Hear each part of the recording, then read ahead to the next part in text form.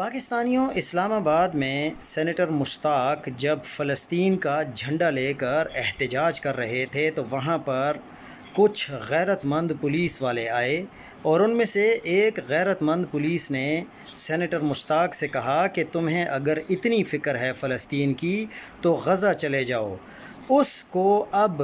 ڈوب کر شاید مر جانا چاہیے کیونکہ شیر کا بچہ غزہ بھی چلا گیا، آواز بھی بلند کی اور وہاں گرفتار بھی ہو گیا۔ یہ اصل جرت ہے جس کو آپ لوگ پاکستان میں قید کر رہے تھے، وہ وہاں فلسطین میں جا کر اسرائیل کے ہاتھوں قید ہو گیا۔ اسے اپنی زندگی کی پرواہ نہیں، اسے اپنے مسلمان بہن بھائیوں کی پرواہ ہے، اسی لیے وہ امدادی قافلہ لے کر سمت